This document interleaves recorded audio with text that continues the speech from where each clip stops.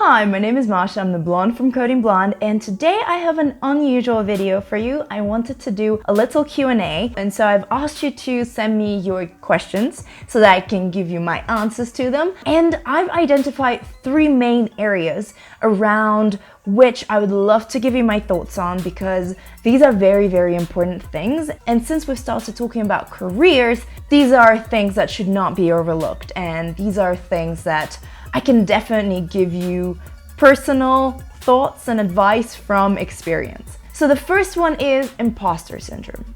Raise your hand if you have ever felt it. I mean, I have felt it all my life. In fact, I want to write a lot of blog posts about it, maybe a Medium article and all that stuff, because I felt like an imposter all my life. And before we go any further, just for some of you who don't really know what it is, let me read out a definition. So this is a Wikipedia definition, but I definitely would trust this one. It says, imposter syndrome is a psychological pattern in which an individual doubts their accomplishments and has a persistent internalized fear of being exposed as fraud. So it's basically when you think you don't fit in, you think that you are a fraud, you think you shouldn't be here. I don't know, maybe you feel like these people around you are smarter or more talented than you. It is an internal feeling, and to be honest, I had it ever since I was a little child, and when I was in school in Russia, I would get good grades all the time, and I barely worked for it. I don't want to boast right now, I just want to say that I always thought that one day I will be found out. One day somebody will expose me that I didn't really study that much for this test or whatever. There will be a harder test that will expose me or something like that. And so it started back when I was a little girl, and I've lived with it all my life. It probably culminated when I went to Google, and everybody at Google is super smart. And there's a statistic, I can't tell you exactly what it was, I don't remember, and I couldn't find it for some reason online, but it's something like 95% of Googlers feel the imposter syndrome, which probably is telling you something, that everybody feels it, and that a lot of the times it's good. Yeah, it is. That is my opinion. If you're feeling like an imposter, stop trying to run away from that feeling. This is my advice for you. It took me a while to understand why it is a good feeling, or to start thinking that is a good feeling, but let me tell you why. Why I advise you to always enjoy imposter syndrome. I think that you start getting imposter syndrome when you're out of your comfort zone. It's a signal that you are doing something outside of, whatever is normal, whatever is super comfortable for you. That is a good thing. This means that you're growing.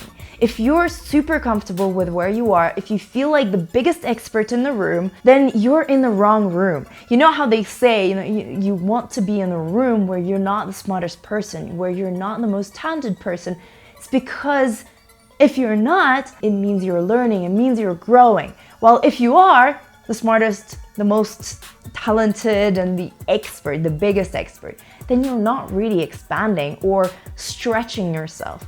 When I was at Google, I did this amazing training by this wonderful woman. This training was called Stretch, and it was about stretching yourself out of your comfort zone. So my advice for you is, if you feel like an imposter, just change your perspective of it. Change your perspective to seeing it as a good thing. See it as, yes, you are growing. You are doing things that are developing your skills, developing your knowledge, and building you. So always aim to have that. Don't run away from the imposter syndrome. Aim to have the imposter syndrome because it's a good thing. It's a signal that you are doing something new, doing something that you're not super comfortable with, and that's a good thing. I hope you understand my thinking there. But yeah, let me know what you think about imposter syndrome. If you've ever felt like an imposter, comment below with #imposter. Because it's a huge thing. Everybody has felt it. I'll be super curious to see how many people end up commenting that, and just scroll down now and check out how many comments there are already. So topic number 2 that was quite prevalent, and that is very important to discuss, is burnout. What is burnout? So let me read out a definition that I found on Google. It's literally, the Google definitions. So that's the physical or mental collapse caused by overwork or stress. Burnout is the feeling where your emotions are dull, numb.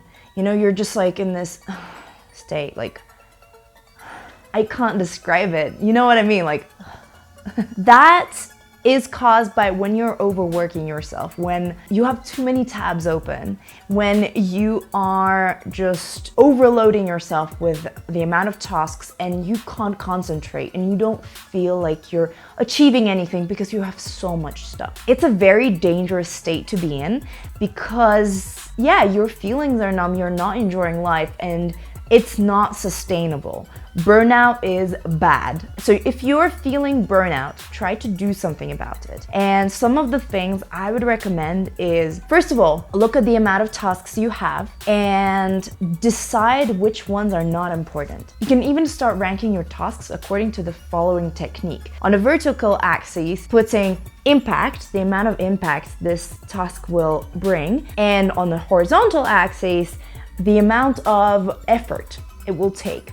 And so here, let's say this is low impact, high impact, low effort, high effort. So of course you want to avoid all of the tasks that will be close to here and basically down here. So in this way you can rank what is important, what is not important, and what takes time for basically nothing. Because get rid of those things. You don't need those tasks to be done, really. Of course, you can't get rid of things like bills or legal things. Make sure that you get rid of the tasks that really won't affect you. Do rank your tasks that way and get rid of stuff that is not impactful and takes a lot of effort. And try to focus on things that are hugely impactful and don't take that much effort. Those are the best ones. Those are like the golden tasks. So if you can do as many of them, you'll feel like Mario running through the game and collecting coins. Yay! But so try to get rid of the amount of tasks that you have. That takes care of your future. But now let's take care of your mind. So you need to make sure that you're eating healthy. Yes, if you're stressed, it doesn't mean that you should indulge in chocolate or sweets or greasy food. No, this is the time when your body needs you the most to eat healthy, to have a clear mind, and to have good nutrition. So eat healthy, sleep well, make sure you're getting 8 hours of sleep a night. I know it's difficult sometimes, but trust me, you can. It's all about priorities. And take time to meditate. And I wasn't a believer in meditation up until maybe this time last year, but it's great. It really puts things on the right shelves. That's kind of a Russian saying, but basically it clears your mind. It puts things into perspectives and it makes your priorities very, very simple and again, clear. So do try to meditate, just sitting down and focusing on your breath. Trying not to think about anything else, just listening to your breath, not thinking, but just, kind of focusing on whether your breath is deep or it's fast or whatever, listening to your heartbeat. Just sitting still for 5 minutes like that will have an amazing impact in your life. So try that. If you're experiencing burnout right now, I really hope that you can deal with it soon. Please don't overload yourself. Please take care of yourself. It's very important. And the last topic that I want to talk about, last but not least, is big career decisions. So you might know that I made a big career decision back in November 2017 when I had my last day at Google and I moved to the US to become the first female global entrepreneur in residence at CU Boulder and run this blog. And it was a big one, of course, because coming from a big corporation, going to a completely different environment, doing completely different things. It took me a while. It was not an easy decision, but the way I approached it and the opportunities it was opening up for me, it was definitely the right one. So let me tell you more about it and how you can approach it. I wanted to move here to Denver for personal reasons because my boyfriend is here and we were doing long distance for a very long time. That was one of the reasons. That was a personal reason.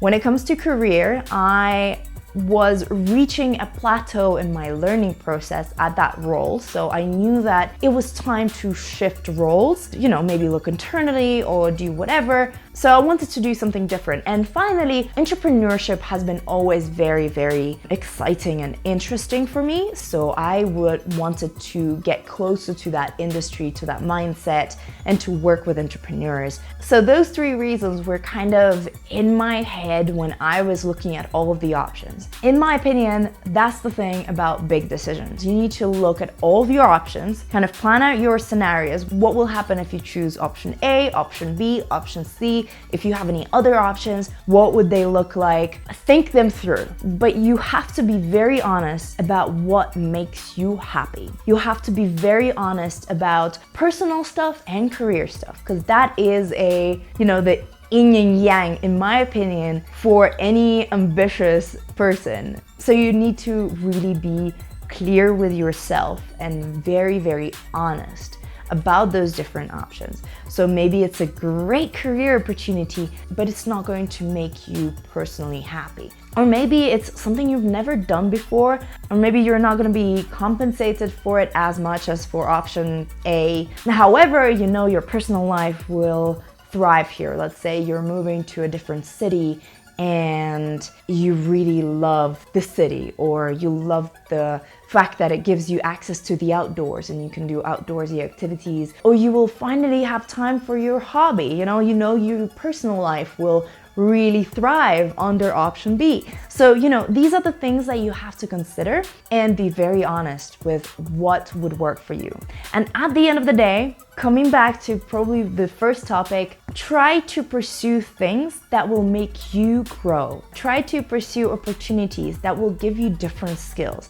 It's not necessarily about, choosing the straight path and going like I like to use the metaphor of a train that is on train tracks. They're direct, they have a path. No, you don't have to do that anymore. You can go diagonally and you can get skills from all these different places to make you unique, to make you you, and to make you happy. So always think about what interests you, what skills you'd like to develop and focus on, what industry would you like to get into, because these are very, very useful. So I hope that I've answered some of your questions on a broader level. I hope this was useful. Please share your experiences with me in the comments. I would love to hear your opinions about these three things and if you've ever experienced any of them, because all the stories are fascinating and all of these career movements or syndromes, feelings, they make us and they make us human. So that's beautiful. As always, make sure to subscribe to my channel, and you can find all of the links to my social media below, including my Instagram. Make sure to check that out. And yeah, have a wonderful time of the day you're currently experiencing. Bye.